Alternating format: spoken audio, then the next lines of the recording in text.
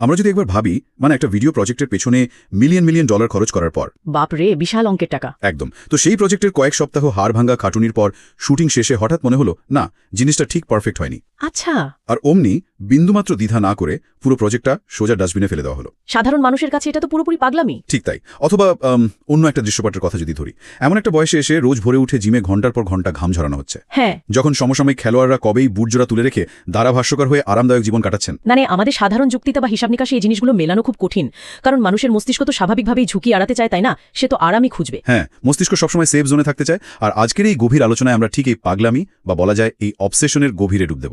দারুণ একটা বিষয়। একদিকে আছে ডিজিটাল দুনিয়ার অবিসংবাদিত সম্রাট মিস্টার বিস্ট, আর অন্যদিকে ঘাসের মাঠের ঈশ্বর ক্রিস্টিয়ানো রোনালদো। বাহ্যিকভাবে দেখলে কিন্তু দুজনের মধ্যে কোনো মিল নেই। মানে একজন লেন্স আর স্ক্রিনে রাজত্ব করেন, অন্যজন ঘামের গন্ধে ভরা স্টেডিয়ামে। সেটাই তো ইন্টারেস্টিং ব্যাপার। কিন্তু তাদের এই অমানবিক সাফল্যের গভীরে গেলে আমরা এমন কিছু মনস্তাত্ত্বিক এবং কৌশলগত সমীকরণ খুঁজে পাই যা আক্ষরিক অর্থেই চমকে দেওয়ার মতো।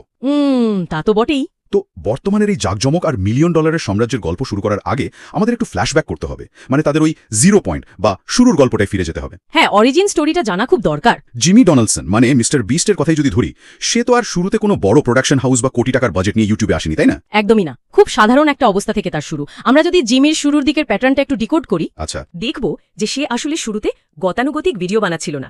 সে মূলত ডেটা নিয়ে খেলছিল, ডেটা অ্যানালাইসিস করছিল। মানে অ্যালগরিদম বোঝার চেষ্টা। হ্যাঁ, যখন অন্যান্য উঠতি ক্রিয়েটাররা ভিউয়ের আশায় র্যান্ডম ভিডিও আপলোড করে যাচ্ছিল, জিমি তখন দিনের পর দিন রাতের পর রাত তার বন্ধুদের সাথে স্কাইপে মিটিং করত। বাহ!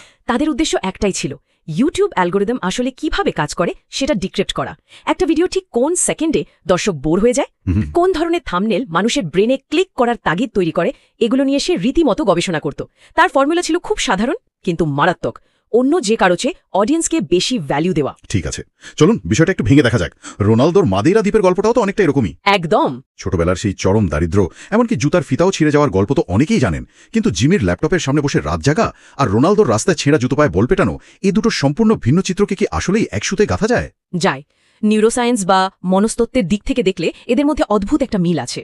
একে আমরা বলতে পারি অ্যাডভান্টেজ অফ স্ক্যারসিটি বা অভাবের সুবিধা। অভাবের সুবিধা মানে অভাব থাকাটা ভালো? হ্যাঁ, মানে যখন মানব মস্তিষ্ক বুঝতে পারে যে তার কাছে কোনো প্ল্যান বি নেই, কোনো সেফটি নেট বা ব্যাকআপ নেই, তখন সে একটা লেজার শার্প ফোকাস তৈরি করে। ও আচ্ছা। মিস্টার বিস্টের দামি ক্যামেরা বা স্টুডিও ছিল না, আর রোনালদোর দামি বুট বা হাইটেক ট্রেনিং ফ্যাসিলিটি ছিল না। এই শূন্যতা তাদের শর্টকাট নেওয়ার পথটাই একেবারে বন্ধ করে দিয়েছিল। রাইট, শর্টকাটের কোনো সুযোগই ছিল না। ঠিক, তারা বাধ্য হয়েছিল একদম বেসিক লেভেলে কাজ করতে এবং নিজেদের স্কিলকে শেষ বিন্দু পর্যন্ত নিংড়ে নিতে। তার মানে অভাবটাই তাদের জন্য এক ধরনের ছাঁকনি বা ফিল্টার হিসেবে কাজ করেছে। যাদের সামনে অনেক অপশন থাকে তারা তো একটু হোঁচট খেলেই অন্য রাস্তায় হাঁটে। একদম তাই। কিন্তু এদের সামনে একটাই রাস্তা ছিল, তাই তারা শুধু হাঁটেননি, রাস্তার পুরো ডাইনামিক্সটাই বুঝে নিয়েছিলেন। রোনালদোর কথাই ধরুন, মাদেইরার সেই আঁকাবাঁকা পাহাড়ি রাস্তায় ভারী আর পুরনো বল নিয়ে খেলার কারণে হ্যাঁ, ওই ফিডব্যাকটা, তার পায়ের পেশি এবং নার্ভাস সিস্টেমের যে ব্যালেন্স বা ভারসাম্য তৈরি হয়েছিল, সেটা কোনো দামি ফুটবল একাডেমির কৃত্রিম মাঠে হয়তো কখনোই সম্ভব হতো না। এটা একটা চমৎকার উদাহরণ। অভাব তাদের ভিত্তিটা তৈরি করে দিয়েছে। কিন্তু জানেন তো, এখানে সবচেয়ে চমকপ্রদ ব্যাপার হলো, শুধু অভাব বা কঠিন পরিশ্রম কাউকে লেজেন্ড বানাতে পারে না। তা ঠিক, দুনিয়াতে তো এমন লাখ লাখ মানুষ আছেন যারা শূন্য থেকে শুরু করেছেন। হ্যাঁ, এবং অমানসিক পরিশ্রমও করেন, কিন্তু তারা ওই চূড়ান্ত গেম চেঞ্জার হতে পারেন না। কারণ গেম চেঞ্জার হতে গেলে শুধু পরিশ্রমই যথেষ্ট নয়, নিজের জগতের পুরো নিয়মটাই পাল্টে দিতে হয়। আর ঠিক এই জায়গাতেই মিস্টার বিস্ট এবং রোনাল্ডোর মেকানিজম বা কাজ করার পদ্ধতিটা বোঝা সবচেয়ে জরুরি। একদম। এখান থেকে এই বিষয়টা আসলে সবচেয়ে বেশি আকর্ষণীয় হয়ে ওঠে। মিস্টার বিস্টের কথা যদি ধরি, তিনি তো সাধারণ কোনো এন্টারটেইনমেন্ট দিচ্ছেন না, একটা আস্ত দ্বীপ কিনে সেটাকে চ্যালেঞ্জে বিলিয়ে দেওয়া, বাপরে, হ্যাঁ, বা স্কুইড গেমের পুরো সেট রিয়েল লাইফে বানিয়ে ফেলা, এগুলো তো সাধারণ ভিডিও না। মানুষের মনোযোগ কেনাটাই কি তার মূল লক্ষ্য? হ্যাঁ, যদি আমরা এটিকে বড় পরিসরে চিন্তা করি, মিস্টার বিস্ট আসলে গতানুগতিক ভিডিও বানাচ্ছেন না, তিনি মূলত মানুষের ডোপামিন লুপ ইঞ্জিনিয়ারিং করছেন। Dopamine loop? হ্যাঁ, আপনি যদি তার ভিডিও এডিটিং প্যাটার্ন খেয়াল করেন, এর পেছনে সাইকোলজিটা বুঝতে পারবেন। তার ভিডিওতে দেখবেন প্রতি 3 থেকে 5 সেকেন্ড অন্তর ফ্রেম চেঞ্জ হয়। সত্যি তো। নতুন সাউন্ড এফেক্ট আসে বা ক্যামেরার অ্যাঙ্গেল বদলায়। দর্শক হিসেবে আপনার মস্তিষ্ক যখনই একটু রিল্যাক্স করতে যাবে, ঠিক তখনই একটা নতুন ভিজুয়াল চমক দিয়ে আপনাকে জাগিয়ে তোলা হয়।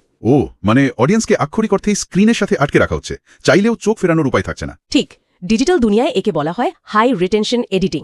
শুধু এডিটিং নয়, তার থাম্বনেল এবং টাইটেলের মেকানিজমও সাংঘাতিক। আচ্ছা। তিনি এমন একটা পরিস্থিতি বা ভিজুয়াল তৈরি করেন যেটা মানুষের স্বাভাবিক প্রত্যাশার বাইরে। যেমন ধরুন, আমি $10,000 পিৎজা খেলাম। হ্যাঁ, মানুষের ব্রেন তো কৌতূহল মেটানোর জন্য ব্যতিব্যস্ত হয়ে উঠবেই। একদম। তিনি ক্লিক থ্রু রেট বা সিটিআর অপটিমাইজেশনকে এমন একটা সায়েন্সের পর্যায়ে নিয়ে গেছেন যে মানুষ নিজের অজান্তেই তার ফ্রেমে ঢুকে পড়ে।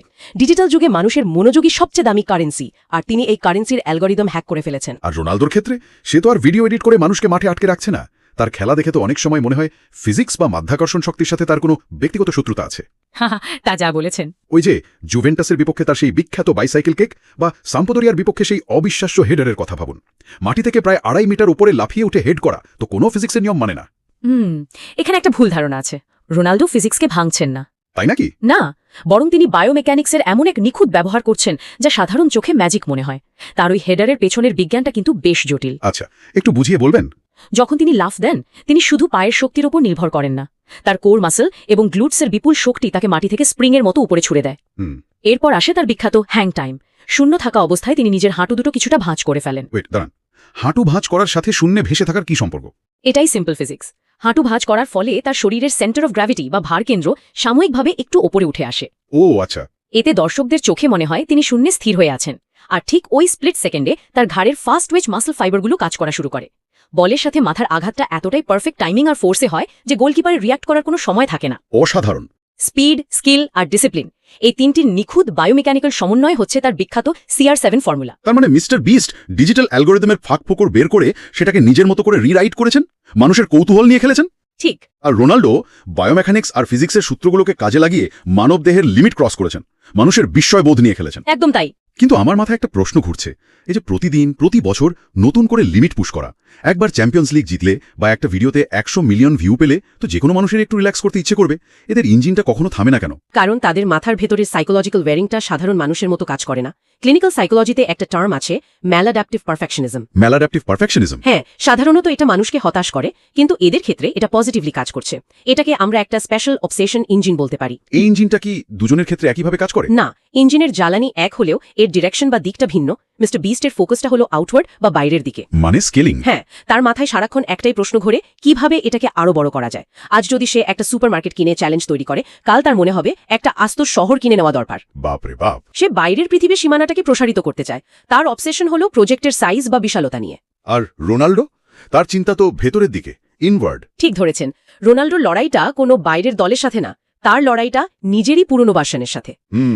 তিনি ভাবেন, আজ আমি গতকালের চেয়ে 1 মিলিমিটার হলেও বেটার কিনা, নিজের স্কিলকে কিভাবে আরো নিখুঁত করা যায়, ক্রায়োথেরাপি নিয়ে কিভাবে মাসল রিকভারি দ্রুত করা যায়। হ্যাঁ, আইস বাথ আর স্পেসিফিক ডায়েট। একদম, স্পেসিফিক ডায়েট থেকে কিভাবে আরো 1% বেশি এনার্জি বের করা যায়, এটাই তার অবসেশন।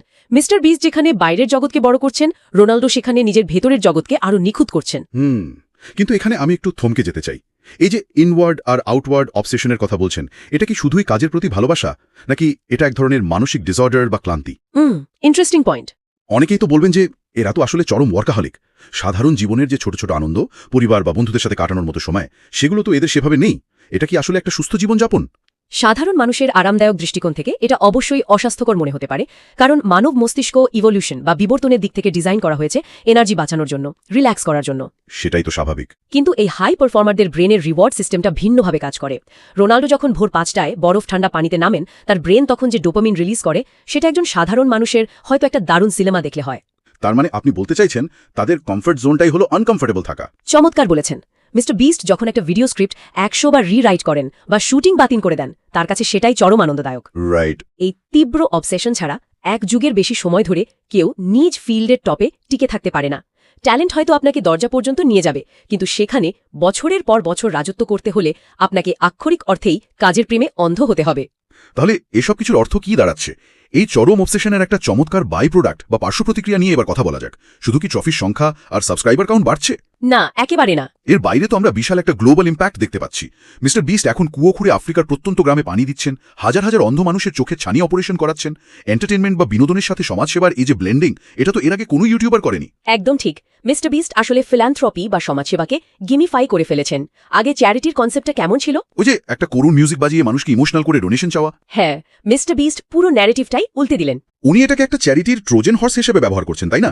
মানুষ তো আসছে বিনোদনের জন্য। ঠিক। তারা দেখতে আসে একটা অদ্ভুত আইল্যান্ড সার্ভাইভাল চ্যালেঞ্জ বা $10,000 জেতার উন্মাদনা। কিন্তু ভিডিওর শেষে তারা আবিষ্কার করে যে এই মজার ছলেই কয়েক লাখ গাছ লাগানো হয়ে গেছে বা একটা গোটা স্কুল তৈরি হয়ে গেছে। হ্যাঁ, ভিউয়াররাও বুঝতে পারছে না যে তারা শুধু একটা ভিডিও দেখেই পৃথিবীতে এত বড় একটা ইম্প্যাক্ট রাখলো। আর এই স্কেলিং এর ক্ষমতাটাই মিস্টার বিস্টের সবচেয়ে বড় শক্তি। অন্যদিকে রোনাল্ডোর ইম্প্যাক্টটা একটু ভিন্ন লেভেলের। তিনি হয়তো প্রতিদিন কোনো ফান্ডরেজিং ইভেন্ট করছেন না, কিন্তু তিনি কোটি কোটি তরুণের মাইন্ডসেট বা মানসিকতা পাল্টে দিচ্ছেন। একদম। রোনালদোর একটা ম্যাচ দেখা মানে তো শুধু 90 মিনিটের ফুটবল না। 39 বা 40 বছর বয়সে একজন মানুষ যখন মাঠে 20 বছরের তরুণের মতো স্প্রিং টানে, তখন সেটা একটা জীবন্ত মোটিভেশনাল ক্লাসে পরিণত হয়। তার শরীরটাই একটা প্রমাণপত্র। যারা ভাবে বয়স 30 পার হয়ে গেলে অ্যাথলিটদের আর কিছু করার নেই, রোনালদো তাদের কাছে একটা জলজন্ত অ্যান্টিথিসিস। ঠিক। তিনি একটা গ্লোবাল মুভমেন্টে পরিণত হয়েছেন, যেখানে ডিসিপ্লিন, সঠিক ডায়েট আর হার্ড ওয়ার্কই হলো মূল কথা। কিন্তু দিন শেষে এই ডিজিটাল কিং বনাম স্পোর্টস গডের তুলনা থেকে আমাদের দৈনন্দিন জীবনের আসল টেক অ্যাওয়ে বা পিওর আরওআই কি? আমরা তো আর কালকে গিয়ে আইস বাথ নিয়ে রিয়াল মাদ্রিদে সাইন করতে পারবো না। হ্যাঁ, না, সেটা সম্ভব না। বা ব্যাংক থেকে $1 মিলিয়ন লোন নিয়ে আইল্যান্ড কিনে ভিডিও বানাতে পারবো না। তাহলে সাধারণ মানুষ এই দুজন থেকে কি শিখবে? সবচেয়ে বড় আরওআই বা শিক্ষাটা হলো কনসিস্টেন্সি বা ধারাবাহিকতা। সাধারণ মানুষ ট্যালেন্টকে অনেক বেশি ওভাররেট করে বা বড় করে দেখে। আচ্ছা। রোনাল্ডো বা মিস্টার বিস্টের গল্প আমাদের দেখায় যে প্রতিদিন একঘেয়ে বোরিং কাজগুলো বছরের পর বছর নিখুঁতভাবে করে যাওয়াটাই হলো আসল সুপার পাওয়ার। ট্যালেন্ট হয়তো আপনাকে একটা সিজন জেতাবে, কিন্তু কনসিস্টেন্সি আপনাকে লেজেন্ড বানাবে। Wait, hold on. এখানেই আমি একটু পুশব্যাক করতে চাই। শুধু কনসিস্টেন্সি বা লেগে থাকাই কি যথেষ্ট? কেন বলছেন এটা? কারণ দুনিয়াতে লাখ লাখ কর্পোরেট এমপ্লয়ি আছে যারা প্রতিদিন সকাল 9টা থেকে 5টা পর্যন্ত চরম কনসিস্টেন্সির সাথে একই কাজ করে, প্রতিদিন নিয়ম করে এক্সেল শিট আপডেট করে। তাদের তো কোনোদিন লেজেন্ড হওয়া হয় না। পয়েন্টটা খারাপ না। আপনি যদি রোনাল্ডোর কেরিয়ারের দিকে তাকান, যখন তিনি তার আরামদায়ক জায়গা ছেড়ে ম্যানচেস্টার ইউনাইটেড থেকে রিয়াল মাদ্রিদে গেলেন, সেটা একটা বিশাল রিস্ক ছিল। হ্যাঁ, বড় সিদ্ধান্ত। বা মিস্টার বিস্ট যখন তার শুরুর দিকে সব স্পন্সরশিপের টাকা পরের ভিডিওতে ঢেলে দিতেন, একবার ভিডিও ফ্লপ হলে সে তো রাস্তায় বসে যেত। এই পাগলাটে রিস্কগুলো ছাড়া কি শুধু প্রতিদিন কাজ করে তারা আজকে এই জায়গায় আসতে পারত? এটি একটি গুরুত্বপূর্ণ প্রশ্ন সামনে এনে আসে। আপনি একটা দুর্দান্ত পয়েন্ট ধরেছেন। শুধু কনসিস্টেন্ট হলে আপনি ফিল্ডে সার্ভাইভ করবেন, কিন্তু রাজত্ব করতে পারবেন না। রাইট। আমি কনসিস্টেন্সিকে বেসলাইন হিসাবে বলছি, কিন্তু আপনি যে বড় রিস্ক নেওয়ার কথা বললেন, এই রিস্ক নেওয়ার সাহসটা কোথা থেকে আসে জানেন? এটা অন্ধের মতো কোনো বাজি ধরা নয়। এটা আসে অডিয়েন্সকে নিখুঁতভাবে রিড করার ক্ষমতা থেকে। ও অডিয়েন্স বোঝা। হ্যাঁ, মিস্টার বিস্ট যখন একটা প্রজেক্টে $3 মিলিয়ন ঢেলে দেন, তার কাছে ডেটা আছে, তার জানা আছে দর্শকের সাইকোলজি ঠিক কিভাবে রিয়্যাক্ট করবে। আর রোনাল্ডোর ক্ষেত্রেও কি বিষয়টা একই? অবশ্যই। রোনাল্ডো যখন লিগ পরিবর্তন করেন বা নতুন চ্যালেঞ্জ নেন, তিনি খুব ভালো করে জানেন যে তার ফ্যান বেস তার কাছ থেকে ঠিক এই হার না মানা লড়াইটাই দেখতে চায়। বুঝতে পারছি। এই যে অডিয়েন্সের নারীর স্পন্দন বুঝতে পারা, চাই সে স্ক্রিনের ওপারের ভিউয়ার হোক বা স্টেডিয়ামের দর্শক, এটাই তাদের রিস্কগুলোকে ক্যালকুলেটেড করে তোলে। কনসিস্টেন্সি হলো তাদের ভিত্তি, আর অডিয়েন্স সাইকোলজি বুঝে বড় রিস্ক নেওয়াটা হলো তাদের গ্রোথ হ্যাক। দারুণ একটা মেকানিজম বেরিয়ে এলো। বিষয়টা অনেকটা একটা ত্রিভুজের মতো। একদিকে নিরলস ধারাবাহিকতা, অন্যদিকে অডিয়েন্সের মনস্তত্ত্ব বোঝা, আর এই দুটোর ওপর দাঁড়িয়ে সাহসের সাথে ক্যালকুলেটেড ঝুঁকি নেওয়া। চমৎকারভাবে সামারি করেছেন। এই পুরো গভীর আলোচনা থেকে একটা জিনিস একদম পরিষ্কার: পৃথিবী আসলে দুইভাবে জেতা যায়। এক, রোনালদোর মতো নিজের শরীর এবং মাইন্ডসেটকে মেশিনে পরিণত করে ফিজিক্যাল রিয়ালিটিতে রাজত্ব করা। আর দুই, মিস্টার বিস্টের মতো অ্যালগোরিদম আর মানুষের মনোযোগ হ্যাক করে ডিজিটাল দুনিয়া দখল করা। একদম। একজন ঘাম আর ফিজিক্সের সাহায্যে ইতিহাস লিখেছেন, অন্যজন ডেটা, সাইকোলজি আর ক্রিয়েটিভিটি দিয়ে পুরো ইন্টারনেট কালচার পাল্টে দিয়েছেন। অসাধারণ জার্নি দুজনেরই। কিন্তু এই দুই জগতের মাঝখানে সীমারেখাটা কি ভবিষ্যতে আর থাকবে? এই পর্ব শেষ করার আগে একটা প্রশ্ন আপনাদের ভাবার জন্য রেখে যাচ্ছি। আচ্ছা, একটু গভীরভাবে ভেবে দেখুন, যদি লেজেন্ড হওয়াই চূড়ান্ত লক্ষ্য হয়, তবে ভবিষ্যতে কি ফিজিক্যাল অ্যাথলিটদের মিস্টার বিস্টের মতো ডিজিটাল অ্যালগোরিদম আর অ্যাটেনশন হ্যাক করা শিখতে হবে তাদের ব্র্যান্ড ধরে রাখার জন্য? মানে শুধু মাঠে ভালো খেললে কি চলবে? এটা খুবই লজিক্যাল একটা সম্ভাবনা। আবার উল্টো দিকটাও ভাবুন, এই তীব্র প্রতিযোগিতামূলক ক্রিয়েটর ইকোনমিতে টিকে থাকতে হলে ডিজিটাল ক্রিয়েটরদেরও কি রোনালদোর মতো চরম মাত্রার ফিজিক্যাল ফিটনেস এবং মেন্টাল শৃঙ্খলার প্রয়োজন পড়বে? হ্যাঁ, দিনের পর দিন স্ক্রিনের সামনে বসে সেরা পারফর্ম করার জন্য ফিজিক্যাল স্ট্যামিনাও তো লাগবে। ঠিক। ডিজিটাল মস্তিষ্ক আর ফিজিক্যাল শৃঙ্খলার এই হাইব্রিড কি আগামী দশকের লেজেন্ডের নতুন স্ট্যান্ডার্ড হতে যাচ্ছে? ভাববেন বিষয়টা। ডিজিটাল আর ফিজিক্যাল জগতের এই সীমারেখা ভবিষ্যতে কোথায় গিয়ে ঠেকবে কে জানে। সত্যিই ভাবার মতো একটা বিষয়। যারা আজ আমাদের সাথে এই দীর্ঘ এবং গভীর বিশ্লেষণে যুক্ত ছিলেন, আশা করি এই ভাবনাগুলো আপনাদের মস্তিষ্কের নিউরনগুলোতে নতুন কিছু স্পার্ক তৈরি করবে। চমৎকার এই আলোচনার জন্য আপনাকে অসংখ্য ধন্যবাদ। আপনাকেও ধন্যবাদ। সবাই ভালো থাকবেন আর নিজের ভেতরের অবসেশন ইঞ্জিনটাকে সবসময় সচল রাখবেন। বিদায়।